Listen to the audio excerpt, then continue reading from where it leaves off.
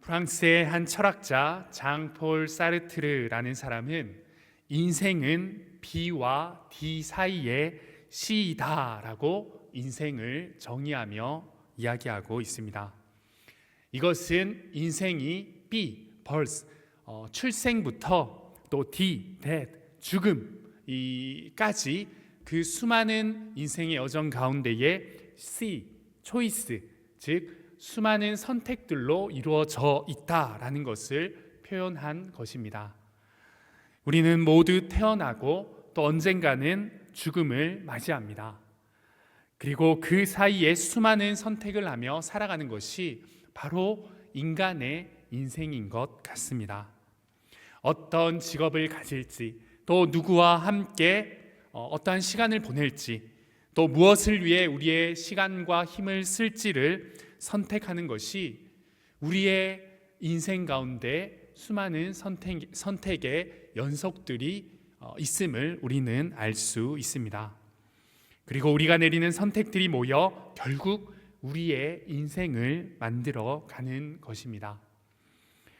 그렇다면 여러분은 어떤 선택을 하며 살아가고 계십니까? 또 오늘 여러분은 어떤 선택을 하셨습니까? 그 선택이 여러분의 인생을 어떤 방향으로 이끌고 있으십니까? 여러분은 인생을 가장 아름답게 만들었던 그 지혜로운 선택 가운데 어떠한 선택을 떠올리며 또 어떤 지혜로운 선택으로 하루하루 또 여러분들의 인생을 만들어 가고 계십니까? 사람마다 지혜롭다고 생각하는 기준이 다를 수 있습니다. 하지만 성경은 우리에게 변함없는 지혜의 기준을 제시합니다. 특별히 오늘 함께 나눌 시편 90편의 이 말씀은 우리의 인생을 어떻게 지혜롭게 살아갈 것인지, 또 하나님 앞에서 가장 지혜로운 선택, 지혜로운 삶의 모습은 어떤 모습인지를 우리에게 분명히 알려주는 하나님의 말씀입니다. 오늘 이 말씀을 통해 우리의 삶을 돌아보고 또 하나님이 원하시는 지혜로운 삶을 선택하고 결단할 수 있는 은혜의 시간이 되시길 주님의 이름으로 소망합니다. 우리가 함께 읽은 이 시편 90편은 시편의 여러 시들 가운데에 모세의 유일한 시이자 가장 오래된 시로 보고 있습니다. 본 시는 출애굽한 이스라엘 백성들이 불신앙과 하나님 앞에서의 불순종으로 인하여서 가나안 땅에 이르지 못하고 결국 광야에서 죽게 되는 이 이스라엘 백성들을 가슴 아픈 마음으로 바라보는 모세의 시선과 마음이 담겨져 있는 시입니다. 모세는 매일같이 장막 사이에서 들려오는 이 통곡의 소리를 들어야만 했을 것입니다. 어제는 친구였고 오늘은 형제였던 그 수많은 동역자들의 죽음을 맞이했어야 했을 것입니다. 하나 둘씩 무덤이 늘어가면서 그는 인간 생명의 덧없음을 절실하고 또 인간의 인생이 먼지와도 같은 인생임을 하나님 앞에서 고백하게 되었을 것입니다. 그리고 그러한 마음으로 인생을 바라보며 참된 인생, 하나님이 원하는 인생이 어떤 인생인지를 이 시편 90편에 모세는 적어 내려가기 시작했을 것입니다. 90편의 구체적인 내용에 따라서 나누어서 살펴보면 먼저 1절과 2절의 이 본문은 인간과는 다르신 하나님께서는 이 태초부터 영원부터 영원까지 계신 분이시며 인간의 인생과는 비교할 수 없는 분임을 모세는 고백하고 있습니다. 그리고 이어지는 3절에서 6절의 말씀은 그런 하나님께서 창조하신 이 피조물인 인간의 인생은 먼지처럼 잠시 왔다가 사라지는 그러한 존재이고 또 그러한 시간이며 하나님 앞에서 순간과도 같은 존재임을 이 인간의 인생에 대해서 말하고 있습니다. 영원하시고 무한하신 하나님과는 달리 이 인간은 일시적이고 유한한 존재임을 분명히 밝히고 있는 것입니다. 이어지는 7절에서 11절의 말씀은 인간의 인생이 유한하고 또 소망이 없게 된 것이 바로 인간의 죄로 인한 하나님의 진노하심 때문이며, 그 결과로 인하여서 인간의 인생이 유한하고 또 일시적이고 또 짧아지게 되었음을 이 하나님의 심판과 인간의 죄를 연결하여서 말씀하고 있습니다. 12절의 말씀은 그런 인생을 살아가는 인간이기 때문에 더욱이 영원하시고 무한하시며 심판자 되신 그 하나님을 경외하는 지혜로운 삶을 살아야 됨을 말씀하고 있습니다. 그리고 그 하나님을 경외하는 삶이야말로 이 땅 가운데서 가장 지혜로운 삶, 하나님이 원하시는 삶임을 이 모세는 말씀을 통해 이 시편 90편 전체 내용을 통하여서 우리에게 강력히 말씀하고 있습니다. 마지막 부분인 13절에서 17절의 말씀은 그 모든 것을 위하여서 인간인 우리는, 유한한 존재인 그러한 인생을 살아가는 우리는 무한하신 하나님께 자비하심을 구하고 또 우리 인생 가운데 은혜 베풀어 주시기를 구해야 하며, 모세 또한 그 은혜를 구함으로 이 시편을 마치고 있음을 알 수 있습니다. 모세는 자신이 광야에서 겪은 인생의 여정과 또 그 가운데 역사하시는 하나님을 바라보며 이 땅 가운데서 가장 지혜로운 삶, 하나님이 기뻐하시는 삶과 그러한 방법이 무엇인지를 바라보고 분명히 깨닫게 되었습니다. 그리고 그것을 오늘 시편 90편 이 시편의 말씀을 통하여서 고스란히 이 시대의 인생을 살아가는, 유한한 인생을 살아가는 우리에게 말씀하고 있는 것입니다. 이 시간 우리의 인생을 지혜롭게 살기 위한 이 구체적인 방법과 또 하나님이 기뻐하시는 우리의 인생을 오늘 본문을 통하여서 세 가지로 함께 나누어 보길 원합니다. 이 시간 함께 이 세 가지의 삶의 모습을 나눌 때에 하나님이 기뻐하시는 우리의 삶의 방법과 모습을 깨닫고 또 이 땅 가운데서 지혜롭게 그리스도인으로서 살아갈 수 있는 그 삶의 모습을 발견하시는 저와 여러분들 되길 소망합니다.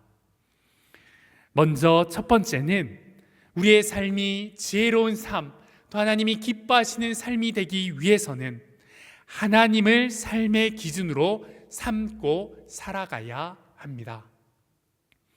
오늘 본문 말씀 1절에서 2절 말씀은 주여 주는 대대 우리의 거처가 되셨나이다.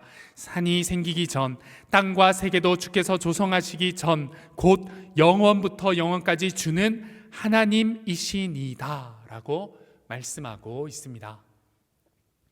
모세는 하나님은 영원하시며 대대에 걸쳐 우리의 거처가 되신다라고 고백하고 있습니다. 여기서 말하는 이 거처라는 것은 단순한 공간, 단순한 집을 의미하는 것이 아니라 영육의 안전과 안식, 보호함을 의미하고 있습니다. 즉 하나님께서 우리의 거처가 되신다라는 것은 하나님은 우리의 영원한 안식처가 되심을 의미하는 것입니다. 이스라엘 백성들이 광야에서 방황할 때에도 또 애굽에서 노예 생활을 할 때에도 하나님은 그들의 피난처시요 안식처가 되어 주셨습니다. 하나님의 안식처와 피난처는 일시적이거나 또 인위적인 것이 아니라 영원부터, 태초부터 또 영원까지 이르는 안식처이자 피난처이심을 모세는 그의 삶을 통하여서, 하나님의 역사하심을 통하여서 깨닫고 고백할 수 있게 되었습니다. 우리가 살아가면서 다양한 삶의 기준을 가지고 살아가게 됩니다. 어떤 사람들은 물질의 삶을 기준으로 삼고, 또 어떤 사람들은 건강을, 어떤 사람들은 관계와 또 명예를 삶의 기준으로 삼고 살아가기도 합니다. 하지만 이 모든 삶의 기준은 영원하거나 변함없는 것이 아닙니다. 물질도, 또 건강도, 명예도, 어떠한 관계도 결국 모두 변하고 마는 기준인 것입니다. 그것들을 기준으로 삼는 인생이 된다면 우리는 그저 바뀌는 상황과 기준에 흔들리는 인생이 되고 말 것입니다. 하지만 성경은 우리에게 분명히 말씀합니다. 영원하신 하나님만이, 변함없으신 그 하나님만이 우리의 삶의 기준이 될 때에 우리는 영원한 안식과 피난처 대신 그 하나님 안에서 참 은혜와 보호와 안식을 누릴 수 있음을 말씀은 이야기하고 있습니다. 우리의 인생은 끝없는 변화 속에 있습니다. 특별히 현대 사회는 더욱이 빠른 속도로 변하고 있는 것 같습니다. 과거의 가치관과 문화가 빠르게 변하고 사람들이 추구하는 이 이상도 계속해서 빠르게 바뀌어가고 있습니다. 하지만 하나님은 어제나 오늘이나 영원토록 동일하신 분이십니다. 어떠한 상황과 어떠한 환경 때문에 바뀌는 것이 하나님과 하나님의 사역과 말씀이 아닙니다. 하나님은 영원부터 영원까지 동일하시며 영원한 분이시며 영원히 우리의 거처가 되시는 우리의 안식처요 피난처이심을 믿으시길 바랍니다. 그 믿음을 가지고 우리의 삶의 기준이 우리의 어떠한 환경과 상황에 바뀌는 기준들이 아닌 오직 변하지 않는 영원부터 영원하신 그 하나님을 기준 삼고 살아가는 우리의 인생이 되길 소망합니다. 그 인생이야말로 지혜로운 삶을 사는 방법이자 하나님이 기뻐하시는 인생임을 기억하시길 바랍니다. 그렇다면 하나님을 삶의 기준으로 삼는 이 삶의 구체적인 모습은 어떤 모습일까요? 그것은 모든 생각과 행동의 중심에 하나님이 계신 삶을 살아가는 모습일 것입니다. 모든 우리의 인생의 결정 가운데에, 우리의 생각 가운데에, 우리의 인생의 계획 가운데에 나의 뜻이 아닌 내가 생각하는 어떠한 기준으로 삼는 그 뜻과 계획이 중심이 되는 인생이 아닌 하나님의 뜻을 먼저 구하고 또 모든 계획이 하나님을 향해 있는 삶의 모습이 바로 하나님을 기준 삼아 살아가는 자들의 모습인 것입니다.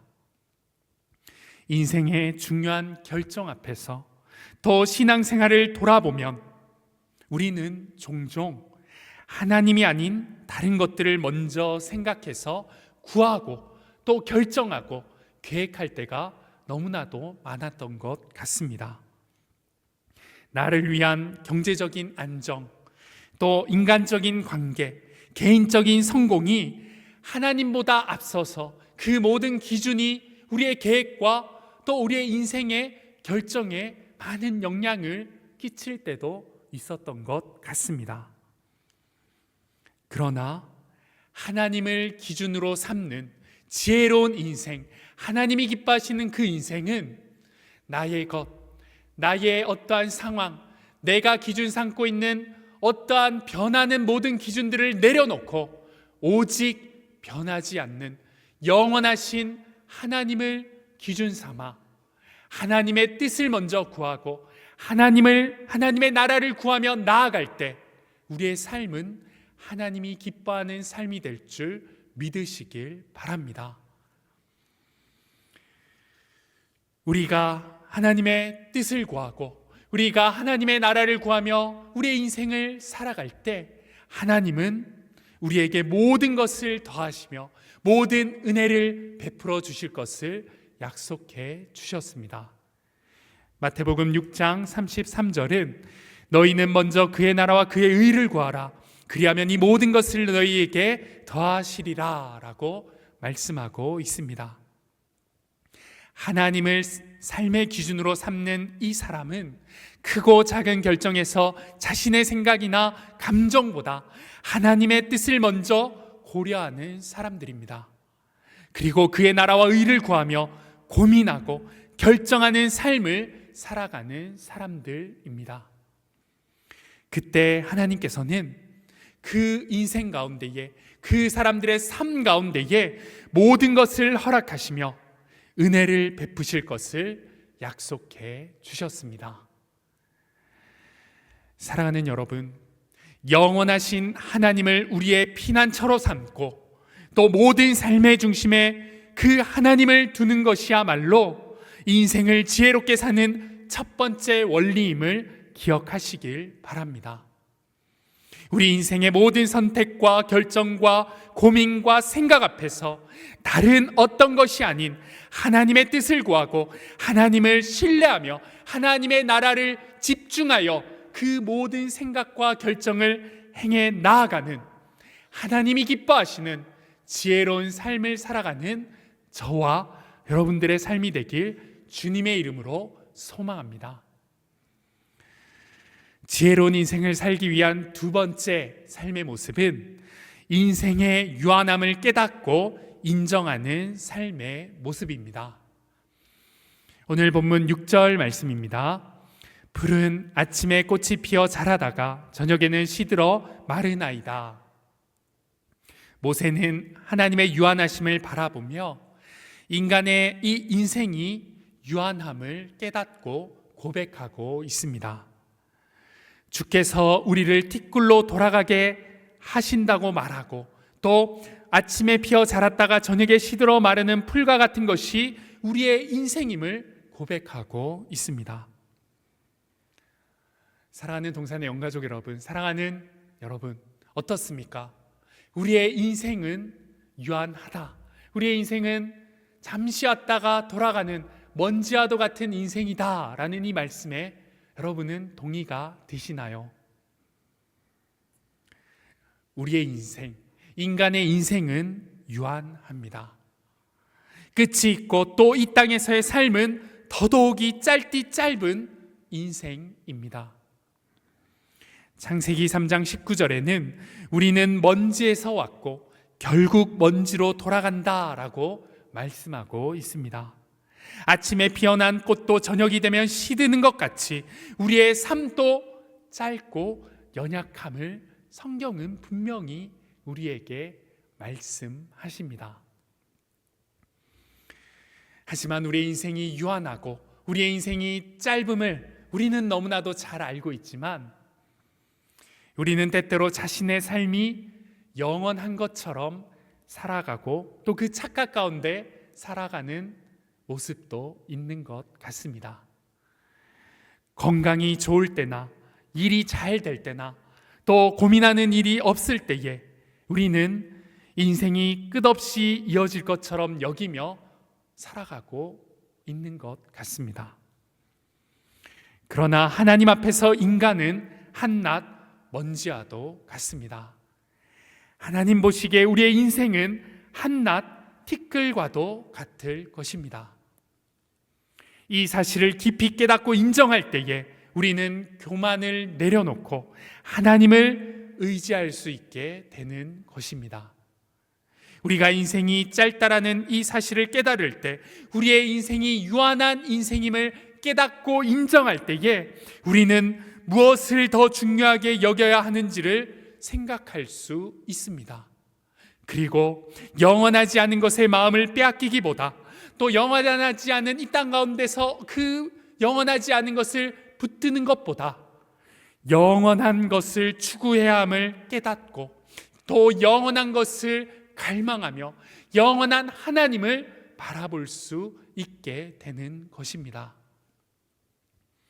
바울은 고린도후서 4장 18절에 이렇게 말합니다.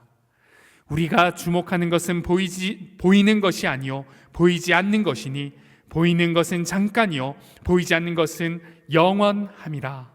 아멘. 우리의 건강, 재산, 또 지위, 인간관계는 모두 언젠가는 사라지는 것들입니다. 하지만 우리가 하나님과 맺는 이 관계, 또 하나님께 올려드리는 예배, 하나님의 말씀에 대한 순종, 하나님의 사역, 하나님의 역사하심은 영원한 가치를 갖는 영원한 것임을 믿으시길 바랍니다. 왜냐하면 하나님은 영원한 분이시기 때문입니다. 하나님은 태초부터 계셨고 영원부터 영원까지 계시는 무한하신 분이시기 때문입니다.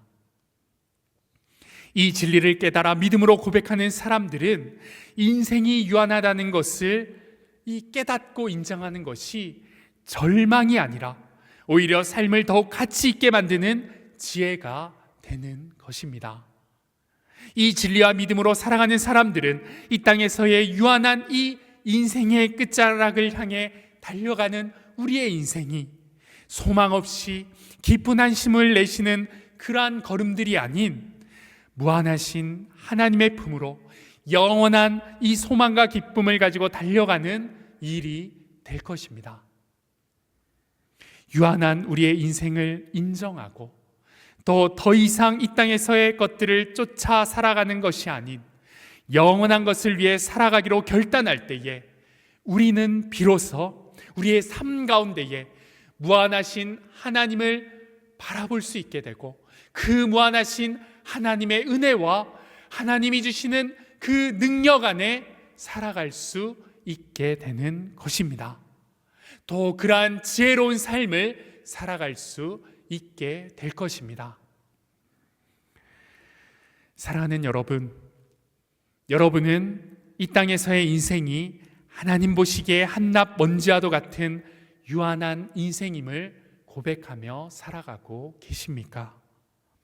이 땅에서의 인생이 잠시 왔다가는 나그네의 인생길임을 고백하며 살아가고 계십니까? 또한 그 고백처럼 우리의 삶의 모습과 우리가 바라보는 그 시선이 그 고백의 결과, 그 고백의 행동으로 살아가고 계십니까? 이 땅을 지혜롭게 사는 지혜와 또 하나님이 기뻐하는 우리의 인생이 바로 우리의 인생이 유한함을 인정하는 것부터 시작됨을 기억하시길 바랍니다. 그 유한함을 인정할 때에 무한하신 하나님을 바라보고 그분만을 의지하는 삶으로 살아갈 수 있습니다. 영원하고 무한한 것은 오직 하나님의 말씀뿐입니다. 유한한 우리의 인생 가운데에 무한한 것은 오직 하나님의 능력뿐입니다. 유한한 우리의 인생 가운데에 우리가 붙들고 나아갈 수 있는 이 무한한 은혜는 오직 하나님의 나라와 하나님의 사역뿐임을 믿으시길 바랍니다.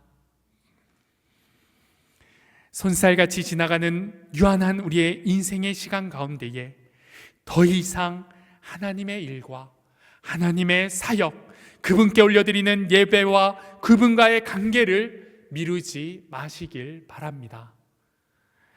하나님을 위한 섬김의 말씀과 훈련의 자리에 또 예배와 경건의 자리를 더 이상 미루지 마시길 바랍니다. 시간이 될 때 그때 내가 소그룹해야지, 상황이 괜찮아지면 훈련받아야지, 또 다음에 제대로 예배 드려야지, 조금 쉬었다가 이 시간이 내가 하고 있는 이것들이 끝나면 그때부터 제대로 경건 생활해야지, 이렇게 우리에게 우리의 삶 가운데 미루어 두었던 훈련과 예배와 하나님과의 관계를 더 이상은 미루지 마시길 바랍니다. 언제 어떻게 유한한 삶의 끝이 올지 모르는 우리의 인생에 더 이상 영원하고 가치 있는 그 일을, 그 하나님의 사역을 미루지 마시길 바랍니다. 하나님의 나라와 사역, 그리고 그 일은 또 그 일을 위해 지금 당장 결단하여 그 일을 더 이상 미루고 외면하는 자들이 아닌 지혜롭게 그 일을 직면하여 그 일 가운데 영원한 하나님의 은혜를 누리는 저와 여러분들의 인생이 되길 주님의 이름으로 소망하며 축복합니다. 마지막으로 지혜로운 인생을 살기 위한 세 번째 삶의 모습은 죄를 멀리하고 하나님을 경외하는 삶의 모습입니다. 오늘 본문 9절에서 10절 말씀입니다. 우리의 모든 날이 주의 분노 중에 지나가며 우리의 평생이 순식간에 다하였나이다. 우리의 연수가 70이요 강건하면 80이라도 그 연수의 자랑은 수고와 슬픔뿐이요 신속히 가니 우리가 날아가나이다. 모세는 인간의 인생이 유한할 뿐만 아니라 죄로 인하여서 하나님의 심판을 받는 이 현실에 대해서 말씀하고 있습니다. 인간의 인생이 짧아진 이유는 단순히 자연적인 법칙 때문이 아니라 죄로 인해 사망이 들어왔기 때문입니다. 하나님께서 인간을 창조하셨을 때에 원래는 영원한 생명을 누리도록 계획하시고 창조하셨습니다. 그러나 아담과 하와의 불순종으로 인하여서 죄가 세상에 들어왔고 그 결과 죽음과 유한함이 인간의 운명이 되어 버렸습니다. 로마서 5장 12절은 이렇게 말씀합니다. 한 사람으로 말미암아 죄가 세상에 들어오고 죄로 말미암아 사망이 왔나니 이와 같이 모든 사람이 죄를 지었으므로 사망이 모든 사람에게 이르렀느니라. 아멘. 죄는 단순히 도덕적인 문제가 아니라 인간의 존재 자체를 제한하고 파괴하는 힘을 가지고 있습니다. 모세는 인간이 죄로 인해 유한한 존재가 되었음을 인식하고 또 삶의 지혜란 바로 이 사실을 깨닫는 것이라고 우리에게 가르치고 있습니다. 그리고 그 죄로부터 멀어지는 그 삶을 살아내는 것이 바로 이 땅 가운데서 지혜로운 삶을 사는, 지혜로운 인생을 살아가는 자들의 모습임을 말씀을 통해 우리에게 분명히 선포하고 있습니다. 이 죄의 문제를 깨달을 때 우리는 비로소 하나님께 회개하고 죄를 멀리하며 하나님을 경외하는 삶을 살아갈 수 있습니다. 많은 사람들은 하나님을 경외하는 삶이 무엇인지를 고민하고 또 하나님을 경외하는 것이라고 생각했을 때에 너무나도 그 삶을 어렵게 생각하는 것 같습니다. 하나님을 경외하는 것은 대단한 어떤 것을 하나님께 올려드려야 할 것만 같고 또 하나님을 경외하는 것은 마치 모든 것들 가운데에 하나님이 기뻐하시는 것들로 올려드려야 하는 삶으로 여기기에 하나님을 경외하는 그 삶은 참 어려운 삶이라고 생각하며 또 그렇게 여기는 것 같습니다. 그러나 하나님을 경외하는 것은 죄를 멀리하는 것이고 죄를 멀리함으로 말미암아 하나님을 경외하는 삶을 살아갈 수 있음을 성경이 우리에게 말씀합니다. 잠언 8장 13절 이 앞부분의 말씀을 보시면 여호와를 경외하는 것이 악을 미워하는 것이라 라고 말씀합니다. 여호와를 경외하는 삶이야말로 이 땅 가운데서 지혜로운 삶, 하나님이 기뻐하시는 그 삶인데 그 여호와를 경외하는 삶은 바로 죄를 미워하고 악을 미워하고 하나님과의 관계를 단절시키는 죄를 멀리할 때에 우리는 하나님이 기뻐하시는 이 땅 가운데 가장 지혜로운 삶인 하나님을 경외하는 삶을 살아갈 수 있음을 믿으시길 바랍니다. 모세는 하나님의 진노를 언급하며 우리가 죄를 두려워해야 한다라고 말씀하고 있습니다. 인생이 짧은 만큼 죄악된 길에서 떠나 하나님의 거룩한 뜻을 살아야 한다라고 강력히 선포하고 있습니다. 그러므로 참된 삶의 지혜는 죄를 멀리함으로 그 죄를 미워함으로 말미암아 하나님을 경외하는 삶이 될 때에 우리는 이 땅 가운데 가장 지혜로운 삶은, 지혜로운 인생을 살아갈 수 있게 되는 것입니다. 사랑하는 여러분, 하나님을 경외하는 것은 단순한 감정이 아닙니다. 우리의 삶의 방향을 바꾸는 것입니다. 죄에 속한 삶에서 죄를 멀리하는 삶으로 변화하는 삶이 바로 하나님을 경외하는 삶인 것을 우리는 기억해야 합니다. 여러분은 하나님과의 관계를 깨트리는 이 죄를 얼마나 미워하며 살아가고 계십니까? 죄에 대해 얼마나 민감하고 예민하게 반응하며 하루하루를, 매 순간을 살아가고 계십니까? 우리의 삶이 단순히 죄에서 멀어지는 그 삶에 머무르는 것이 아니라 죄를 혐오하고 거부할 수 있는 그러한 삶이 되길 소망합니다. 하나님과의 관계를 단절시키는 죄를 거들떠보기도 싫어하는 우리의 삶이 되길 소망합니다. 그러기 위해서는 우리는 늘 마음과 생각을 죄로부터 지키기 위해 힘써 싸워 나아가야 합니다. 그리고 그 힘써 싸우기 위한 힘은 바로 세상과 또 이 유혹들, 죄악을 이길 수 있는 그 힘은 바로 하나님의 말씀뿐임을 기억하시길 바랍니다. 그래서 우리는 늘 깨어서 기도하고 늘 하나님의 말씀의 자리로 나와야 하며 말씀을 가까이 하고 말씀으로 무장되어야 하는 것입니다. 우리가 말씀으로 무장될 때에, 말씀을 가까이 할 때에, 말씀을 암송하고 그 말씀을 듣고 아멘으로 나아갈 때에 우리는 죄를 깨달을 수 있고 죄로부터 멀어질 수 있으며 그 죄를 혐오하고 미워함으로 말미암아 하나님을 경외하는 지혜로운 삶을 살아갈 수 있게 되는 것입니다. 사랑하는 여러분, 말씀의 자리를 사모하시길 바랍니다. 그 말씀의 자리를 목숨 걸고 사모하시고 또 그 말씀의 자리를 나아가기를 힘쓰시길 바랍니다. 그때 우리는 죄로부터 우리의 삶과 인생을 지킬 수 있는 힘을 얻게 되는 것입니다. 또한 우리는 거룩한 관계들을 맺음으로 말미암아 죄로부터 멀어질 수 있습니다. 죄로 이끄는 이 환경과 사람을 피하고 또 믿음의 공동체 속에서 신앙으로, 믿음으로, 진리로, 복음으로 교제하며 신앙을 지키고 성장해 나아갈 때 우리는 죄로부터 보호받을 수 있고 또 그 죄로부터 멀어지며 그 죄를 싸워 이길 수 있는 힘을 얻게 될 것입니다.